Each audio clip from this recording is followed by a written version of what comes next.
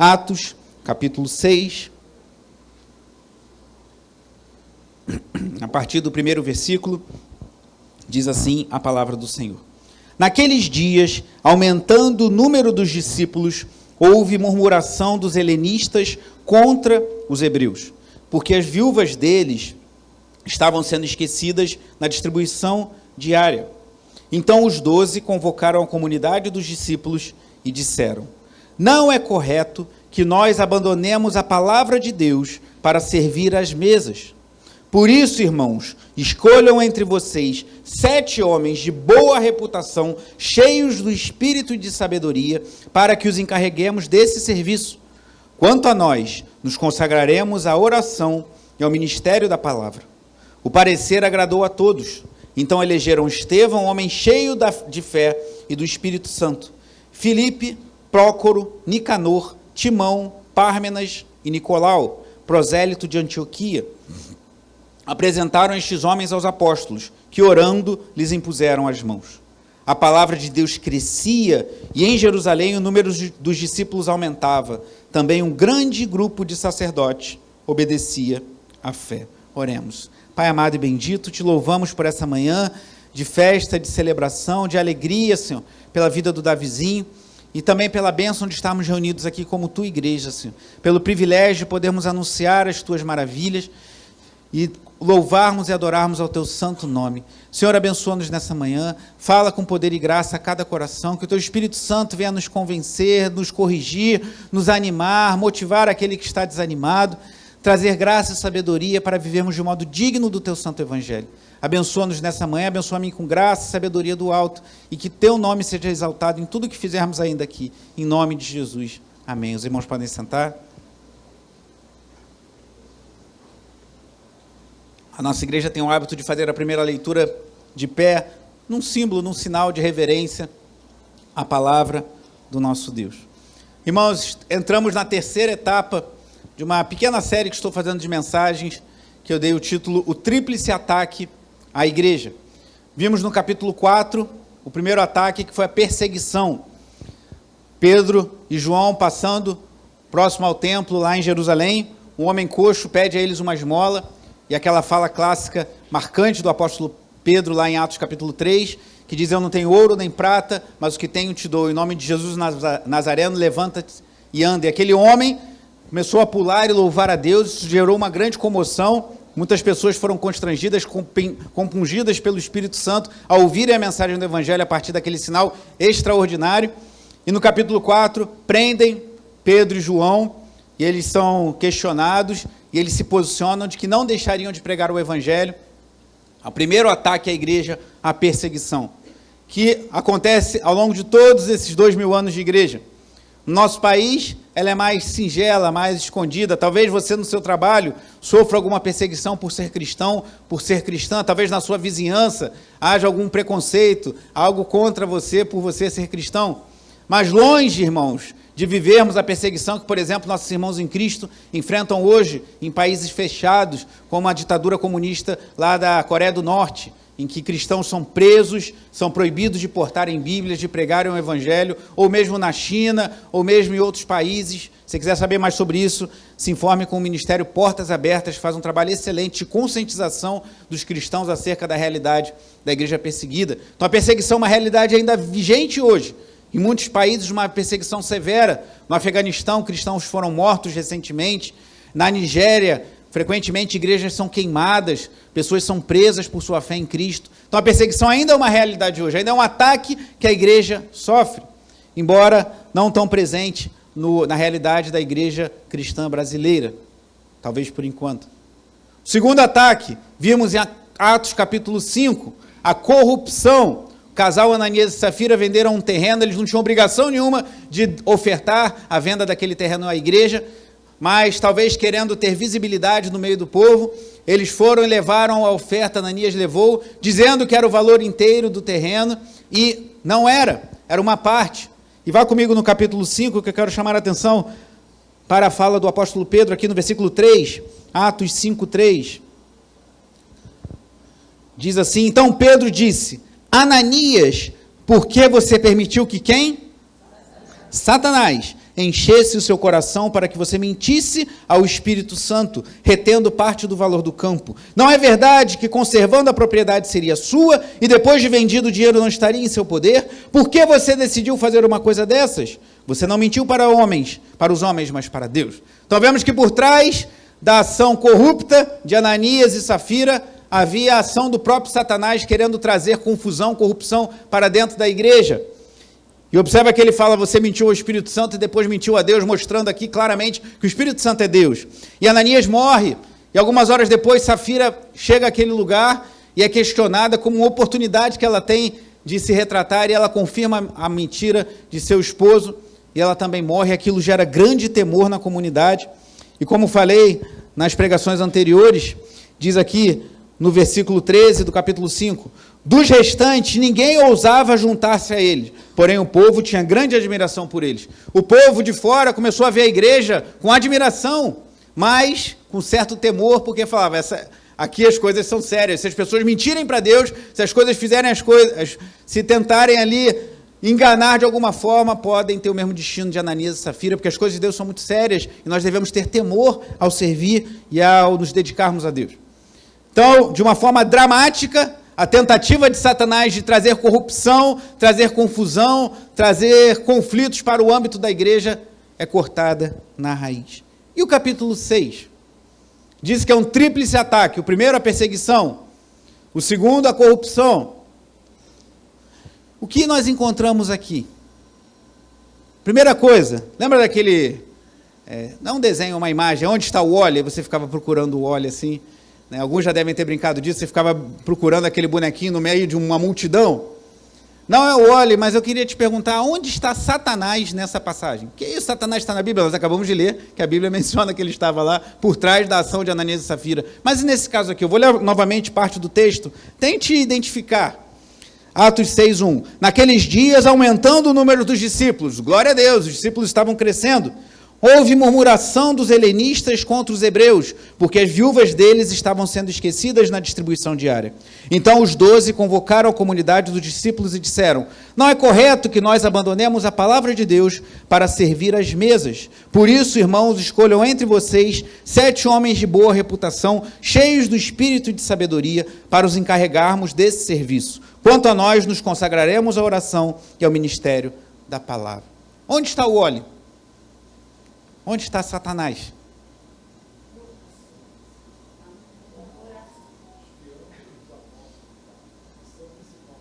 Pronto, acabou a pregação. Os irmãos já resolveram as duas respostas. Primeiro, na murmuração. Quem eram os helenistas? Os judeus estavam dispersos. Israel, ali já Judá, Israel tinha sido levado cativo muitos anos antes, e ali Judá estava sob o vassalo do Império Romano, e os judeus estavam espalhados e vieram para Jerusalém, e muitos desses se converteram a Cristo, e por isso são chamados helenistas. Eram judeus que falavam grego, porque estavam espalhados pelo Império Romano, e a língua predominante era grega, por influência do anterior império. Então, alguns helenistas falavam grego, estavam agora ali na igreja, e os outros judeus que falavam hebraico, ou aramaico, que estavam ali na região da Palestina, e começou a ter um conflito. Então nós vemos que Satanás tentou se valer, assim como nós vemos em Atos 5, do coração ímpio de Ananias e Safira, eles tentaram se valer daquela situação e trazer um problema para dentro da comunidade, porque começou a ter um problema, porque as viúvas, naquela época, elas necessitavam de muita atenção, ainda hoje, irmãos.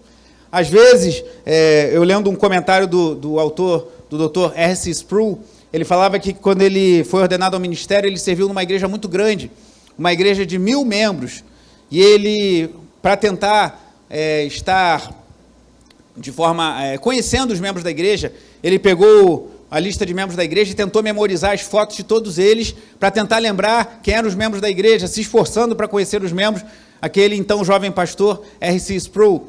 E ele diz que certo dia ele estava lá no fundo da igreja e veio uma senhora de idade e ele foi saudá-la e falou com ela, a senhora está nos visitando, seja bem-vinda, uma senhora de idade avançada. E ela virou para R.C. Sproul e falou assim, eu estou aqui desde a fundação dessa igreja. Mas por que ele não conhecia aquela senhora? Que aquela senhora tinha ficado viúva e ela ia pouco à igreja, que ela tinha poucas condições de se locomover. Então ele destaca, há viúvas que têm necessidades ainda nos dias de hoje.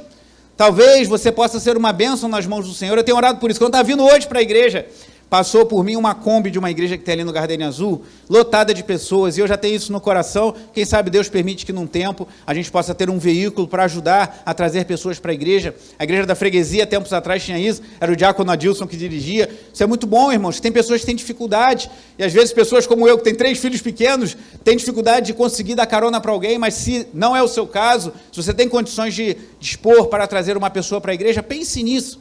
Talvez uma viúva que queira vir, mas tem dificuldade. Nós temos pessoas já no nosso radar. Você, se tiver interesse em ajudar com isso, pode nos procurar, que certamente nós teremos pessoas para indicar para essa necessidade. Mas, talvez uma necessidade financeira. Só que naquela época as coisas eram muito mais agudas, irmãos. Porque não tinha INSS, não tinha aposentadoria, não tinha Pix, não tinha cartão de crédito, não tinha nada. Se bem cartão de crédito às vezes é mais um risco do que um benefício. Mas as viúvas que eram desamparadas corriam riscos sérios. E aí o que acontece? Começaram a reclamar que as viúvas dos judeus de fala grega, os helenistas, estavam sendo deixadas de lado, e começou a gerar algo que pode parecer muito simples. Mas é só uma distribuição, traduzindo para a nossa realidade hoje, é só uma distribuição de cesta básica que não estava funcionando bem na igreja. Mas aqui, irmãos, haviam 2 riscos que foram muito bem identificados aqui pelos nossos irmãos, a irmã Cleonice e o irmão Paulo. 2 riscos muito graves aqui logo no nascedouro da igreja.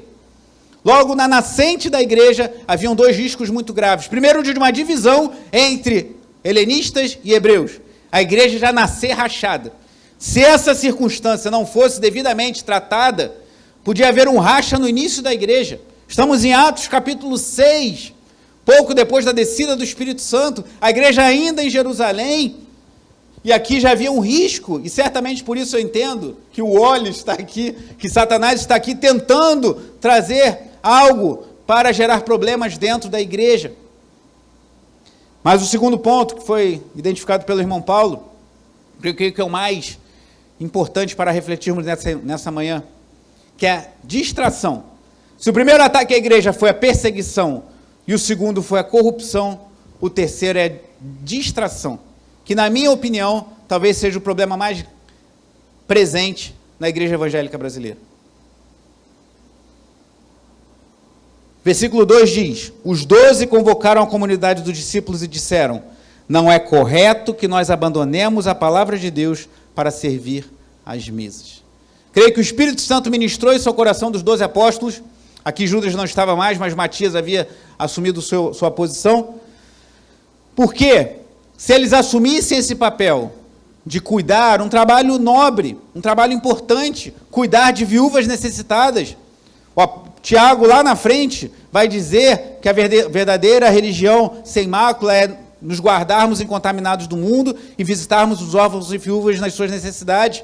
Então, isso é um trabalho nobre, isso é importante. A igreja precisa se preocupar com os necessitados, especialmente dos que estão no seio da igreja, especialmente pessoas que estão em situação de vulnerabilidade, como aqui estavam essas viúvas. Então, não é que não tivesse importância, mas se os apóstolos não tivessem sabedoria em como lidar com essa situação, eles podiam se distrair do seu trabalho principal, e isso poderia trazer graves consequências para a igreja.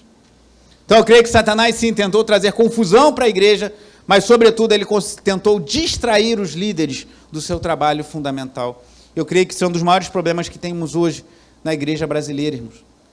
Muitos líderes bem intencionados, com um coração grande, querendo ajudar, se perdem e perdem o seu papel principal de ministrarem a palavra de Deus ao povo de Deus, irmãos. E talvez você pense, mas qual o problema? Está ajudando, está servindo? O problema muitas vezes vai ser visto muito depois. Uma igreja fraca, uma igreja sem poder, uma igreja sem conhecimento da palavra. Às vezes me entristece, como já aconteceu comigo algumas vezes, até beber uma água, de às vezes conversar com cristãos que estão na igreja há 20 anos, irmãos. Estão na igreja há 25 anos, há 30 anos, e têm dúvidas básicas acerca da palavra de Deus. Não conseguem discernir questões fundamentais da fé cristã, irmãos. E não pode ser assim. Precisamos ter olhos abertos, mas quando a liderança perde essa prioridade, quando nós nos distraímos com outras coisas, a igreja acaba sofrendo. Louvado seja Deus que os apóstolos tiveram esse discernimento. Nós não podemos abandonar a palavra de Deus para servir as mesas. Mas e aí? A necessidade estava posta. As viúvas precisavam ser assistidas. E aí o versículo 3 nos mostra a solução.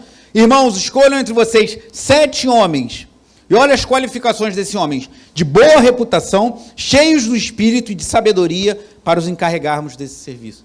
Talvez você pense, o que precisaria para servir a cesta básica às viúvas necessitadas e para cessar o problema entre as viúvas helenistas e as viúvas dos hebreus? Um bom administrador, alguém que domine bem o Excel e possa fazer uma planilha do Excel. Não tinha Excel naquela época, né? Mas se fosse hoje em dia, botar uma planilha do Excel, recebemos tantas cestas, temos 10 quilos de arroz, 5 de feijão, 4 de fubá, pastor anuncia que precisa de mais de fubá, precisa mais de óleo de soja. Talvez você pense, uma pessoa carismática, que consiga falar bem com as pessoas, consiga compor conflitos, quando alguém fala, por que a minha cesta é menor do que a do outro? Por que o outro recebeu um feijão com o Brasil e o meu feijão é de uma marca menos conhecida? Que saiba administrar essas coisas. Mas quais são as exigências que os apóstolos colocam? Boa reputação, cheios do espírito e de sabedoria. Nós entendemos que aqui é a instituição do diaconato. Os diáconos, aqui se tornou um padrão para a instituição de diáconos, depois para toda a igreja. Outras orientações são vistas, por exemplo, em 1 Timóteo capítulo 3, Paulo orientando o jovem pastor Timóteo. Mas aqui nós já vemos um nascedouro, nós já vemos uma semente do diaconato. E eu tenho feito um estudo de um livro sobre diáconos com os nossos diáconos, e alguns deles ficam meio assim, meu Deus, é muita responsabilidade. Eu falei, não, mas fica tranquilo, meu irmão. Fica tranquilo que eu não vou estudar isso só com vocês, eu vou falar para a igreja toda o que deve esperar de vocês. Porque se eu falo para a igreja o que deve esperar de mim, eu vou falar o que deve esperar de vocês também. Então, mas é um desafio grande, mas clamemos ao Senhor por misericórdia e graça. Ou você acha que não tem hora que eu penso assim, meu Deus, o que eu estou fazendo aqui, Senhor? Por que o Senhor me deu essa missão? E nós oramos, procuramos força em Deus e Deus nos capacita. E glória a Deus pela vida dos nossos diáconos e suas esposas, homens de Deus, mulheres que têm servido ao Senhor, mas que têm uma responsabilidade, um chamado da parte de Deus, para terem boa reputação, serem cheios do Espírito e de sabedoria, assim como foram esses 7 primeiros. Ore pelos nossos diáconos, ore por suas famílias, ore pelo seu pastor e também pela sua família. E o versículo 4 diz, quanto a nós, nos consagraremos à oração e ao ministério da palavra. Eu te pergunto, todo crente não deve orar? Todo crente não deve se dedicar à oração? Ao ministério da palavra tudo bem, mas por que ele fala, nos consagraremos à oração e ao ministério da palavra? Porque quando estamos em posição de liderança, irmãos, surgem demandas de oração específicas que as pessoas que não têm liderança da igreja não têm. Para os rumos que a igreja vai tomar, lideranças que precisam ser estabelecidas, prioridades que precisam ser postas. O líder precisa ter uma vida de oração, como todo cristão precisa ter, e precisa se dedicar mais à oração para depender de Deus, para tomar decisões importantes sobre o bom andamento da igreja. E os apóstolos entenderam isso e não se distraíram do seu trabalho fundamental de oração e ministério da palavra. E eu queria trazer isso agora, sair do âmbito da liderança e da igreja e abrir um pouco para o nosso âmbito pessoal. Quais têm sido as suas prioridades? Os apóstolos aqui entenderam. Eu fui chamado para ser um apóstolo, para ser um líder da igreja, e eu preciso me priorizar, eu preciso me dedicar à oração e à palavra. Nem todos serão líderes, nem todos serão pastores, nem todos serão diáconos, nem todos serão líderes de ministério, mas esse risco, irmãos, eu creio que é muito atual para todo cristão. Vivemos numa cultura rodeada de distrações, seja o seu aparelho celular, que pode ser uma bênção, mas pode ser um risco, seja as redes sociais, seja a televisão, seja as notícias, sejam tantas coisas, irmãos, que tentam roubar a nossa atenção. Os apóstolos aqui entenderam, esse serviço é importante, as viúvas não podem ficar desassistidas, mas nós não vamos tirar o foco daquilo que é principal. Será que temos feito o mesmo, irmãos? Por isso que eu digo que eu creio que a distração, que é o terceiro dos 3 ataques que eu tenho trazido nessa série, talvez seja o problema mais urgente na igreja evangélica brasileira. Certamente a corrupção está logo ali também, a perseguição menos, pelo menos por enquanto. Mas temos muitos elementos de distração, irmãos. Temos muitas coisas para nos tirar do foco, para nos tirar do propósito principal de viver para a glória de Deus. O breve catecismo de Westminster, um documento importante dos puritanos, que é fundamental, por exemplo, na Igreja Presbiteriana do Brasil, na sua primeira pergunta, É um catecismo que era feito para crianças. Infelizmente, a igreja perdeu essa prática. Mas a primeira pergunta do breve catecismo de Westminster é a seguinte: qual é o fim principal do homem? O que você responderia a essa pergunta? Se alguém te perguntasse qual é o fim, a finalidade, o propósito principal da sua vida? Por que você vive? Por que você respira? Por que você anda, você acorda pela manhã, abre seus olhos e vive a sua vida? Qual é o propósito da sua vida? Tenho por certo que, infelizmente, muitos cristãos talvez respondessem: construir uma boa família, ter um bom emprego, uma boa carreira, construir uma casa própria, ter o meu carro. Nada disso é ilícito ou errado por si só, irmãos. Devemos trabalhar, devemos nos esforçar, devemos cuidar da nossa família. Se você tem condições de investir no seu patrimônio de forma adequada, sem exageros, faça isso. Não há problema nenhum nessas coisas. Mas eu estou perguntando qual é o fim principal do homem. Qual o fim principal da sua vida? Para que nós vivemos? Para que nós existimos? E os puritanos, irmãos lá de Westminster, respondem: o fim principal do homem é glorificar a Deus e gozá-lo para sempre. Você pode fazer tudo o que eu falei há pouco, mas o fim principal para o qual nós fomos constituídos é dar glórias a Deus, glorificar a Deus com tudo que somos, com tudo que fazemos, com tudo que pensamos, com tudo que falamos, e desfrutar dele para todo sempre. Quando entendemos isso, isso se torna principal, fica mais fácil da gente não se perder nas distrações, que são muitas, e agir como os apóstolos que entenderam: eu tenho um propósito, Deus me chamou para pregar. E a palavra usada aqui em Atos 6 no grego, para diaconia das mesas, é a mesma usada para diaconia da palavra. Lá no grego é diaconis, eu acho que é a mesma palavra usada para diáconos, que são servos, são chamados por Deus a servirem. Eu louvo a Deus pela vida dos nossos diáconos que têm feito isso muito bem, e são chamados para serem, como vimos no estudo dessa semana passada, amortecedores de choque, para comporem conflitos, para resolverem questões, para que a igreja possa fluir na sua missão de pregação do Evangelho.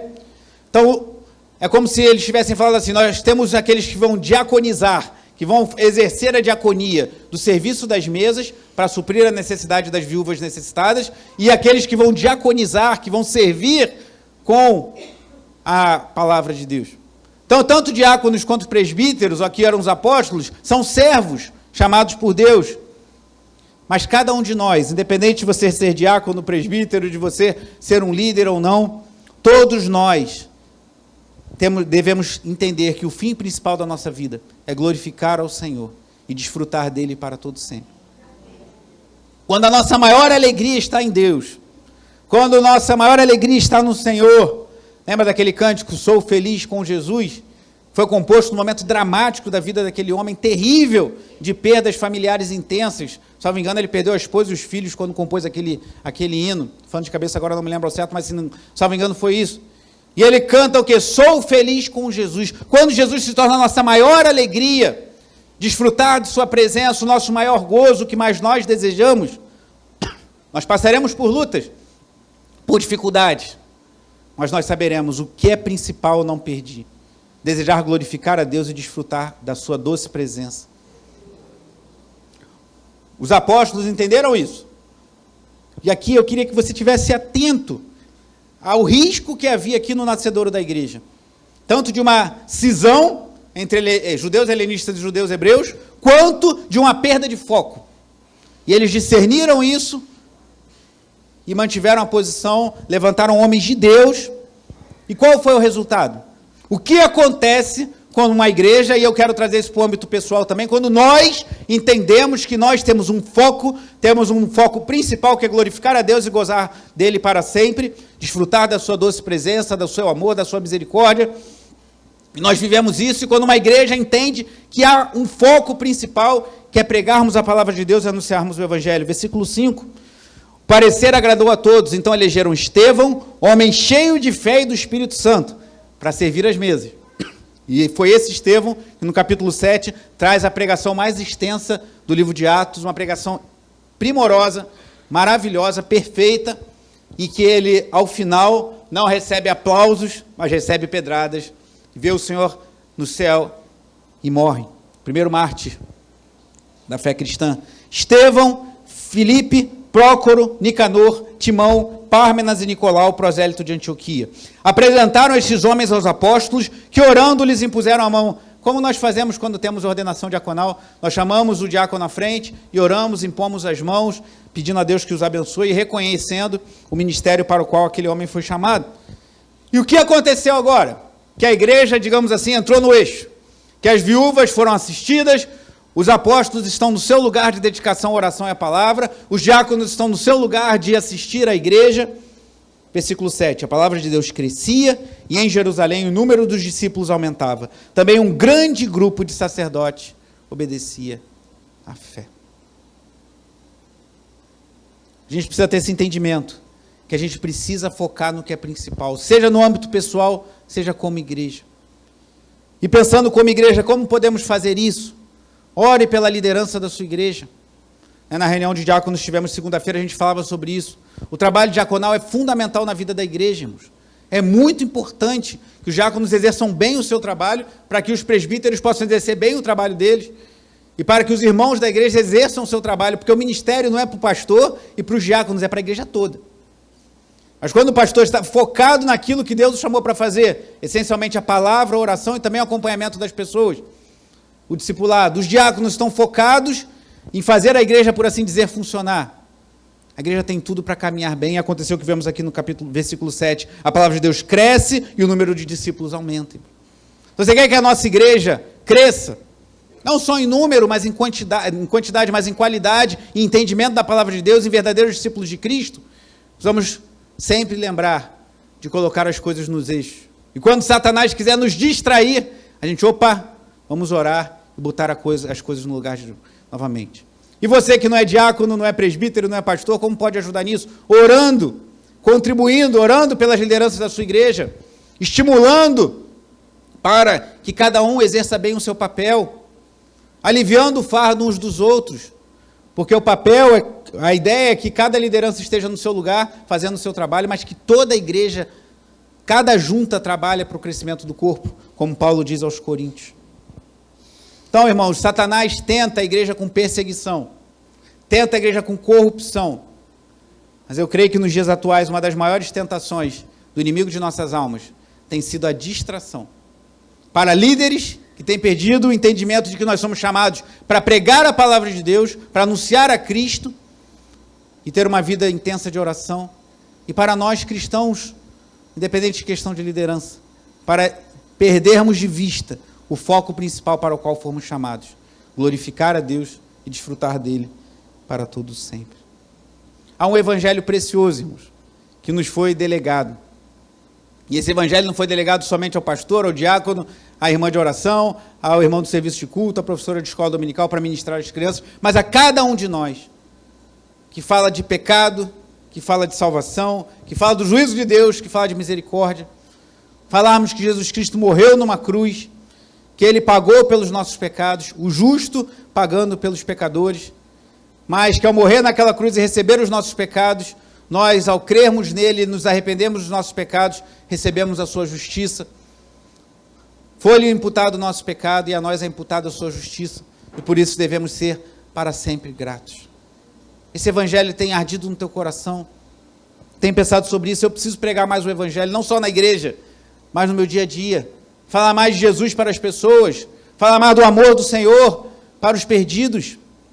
O pastor, o diácono não estão na sua vizinhança, não estão no seu trabalho, não estão na sua repartição, não estão no seio da sua família, mas você está lá. Então você pode ser um instrumento poderoso nas mãos do Senhor, independente de cargo, para falar do amor de Jesus, para falar que há esperança. Muitas pessoas nessa sociedade confusa que estamos vivendo, nesses tempos estranhos pós-pandemia, têm sofrido de angústias psíquicas. Quantas pessoas temos ouvido falar que têm tido casos de síndrome de pânico, problemas às vezes para sair de casa, medos, angústias, ansiedade. Como tem crescido os casos de ansiedade e depressão. E quem sabe você vai ser um instrumento de Deus para levar a verdadeira paz que é somente em Jesus Cristo. Irmão. Jesus disse, a minha paz vos dou, não a paz que o mundo dá, mas a minha paz vos dou. E ele nos comissionou a trazer essa mensagem. Então abra os seus lábios, fale de Jesus, anuncie o Evangelho. Esse é o propósito principal, glorificarmos a Deus e desfrutarmos dele para todo sempre. Não se distraia da sua missão, não perca o foco. E ore pela sua vida, ore pelos perdidos. Tivemos um testemunho recentemente da Úrsula em relação ao Alex, orando por um homem que estava em estado terminal, por conta de um câncer agressivo e resistente, e orando. O irmão João até esteve lá visitando uma vez também. Já no final, ele se rendeu a Cristo, a sua mãe testemunhou isso, e foi uma batalha, mas a Joelma assumiu, a Úrsula, a Joelma também esteve lá, mas a Úrsula entendeu que Deus a tinha chamado naquele momento para ministrar o Evangelho para aquele homem, mesmo diante dos desafios. Ela foi mais uma vez e foi outra, e dava consolo à sua mãe, pois não é fácil uma mãe ver um filho nessas circunstâncias. E louvado seja Deus pela vida da minha irmã. Eu estou dando o exemplo dela, mas poderia dar de muitos outros aqui. Abra os seus lábios, fale do Evangelho, fale do amor de Jesus. Com perdão da expressão, olhe menos para o seu próprio umbigo e olhe para a necessidade do outro. Talvez a paz e a alegria que você tanto procura esteja mais em servir do que em ser servido. Abra seu coração, estenda a sua mão, sirva. Tenha esse propósito. E no âmbito da igreja, ore pela igreja, para que nós não nos percamos, nós não venhamos a nos distrair, mas que nós possamos estar centrados naquilo que Deus nos chamou a fazer. Que é o que Jesus diz lá na grande comissão: ide, fazei discípulos de todas as nações. Então, nossa chamada a fazer discípulos de Jesus, irmãos. Pessoas que têm Jesus como o seu Salvador, o seu Senhor, aquele a quem devemos seguir por toda a nossa vida. Deus nos chamou para isso. Não para fazermos shows, fazermos grandes apresentações, reunirmos multidões, sermos atuantes na esfera política, embora a igreja deva se posicionar denunciando o pecado e anunciando o caminho do Evangelho, mas Deus nos chamou essencialmente para fazer discípulos de Cristo. E se os apóstolos perdessem isso de vista naquele momento, a igreja poderia ter sofrido. Mas louvado seja Deus, que o Espírito Santo iluminou aqueles homens para entenderem que eles precisavam se dedicar ao que lhes era devido. E assim a igreja avançou, e como vimos no versículo 7, a palavra de Deus crescia e o número dos discípulos aumentava. Quais têm sido os ladrões de atenção que talvez estejam distraindo a sua mente? Talvez estão pegando o seu coração. Porque muitas vezes a gente pensa: mas eu gosto muito daquilo, e isso tem roubado minha atenção, roubado meu tempo, seja rede social, seja um programa de televisão, seja qualquer coisa. Seja uma conversa inútil, seja uma amizade infrutífera. Mas a gente tem que avaliar o que está no nosso coração, irmãos. Porque se o nosso coração desejar ardentemente ao Senhor, se o nosso coração desejar, como Cristo disse, amar ao Senhor acima de todas as coisas, citando o Antigo Testamento, se nós realmente amarmos ao Senhor com tudo que temos, e desejarmos glorificá-lo com as nossas vidas, facilmente a gente vai entrar no eixo quando a gente sair. Se dependermos de ouvir a direção do Espírito Santo, ele vai nos dizer, como está lá em Isaías 30, quando se desviares para a direita ou para a esquerda, ouvirás atrás de ti uma voz: este é o caminho, andai por ele. O Espírito Santo fala, o Espírito Santo direciona, o Espírito Santo alerta, ele nos comunica, ele que nos convence do pecado, da justiça e do juízo, como está em João 16. Ele é o nosso consolador, ele é o nosso exortador, e ele fala ao nosso coração, ele fala ao seu povo. Então vamos orar. Vamos primeiro pedir a Deus: Senhor, me perdoa quando por vezes eu me distraio do verdadeiro propósito da minha vida, que é glorificar ao Senhor e viver para a glória do teu nome. E orar para que nós, como igreja, também não caiamos nesse terceiro ataque das trevas, a distração. Se o primeiro é a perseguição, o segundo é a corrupção, o terceiro é a distração. Feche seus olhos, faça a sua oração.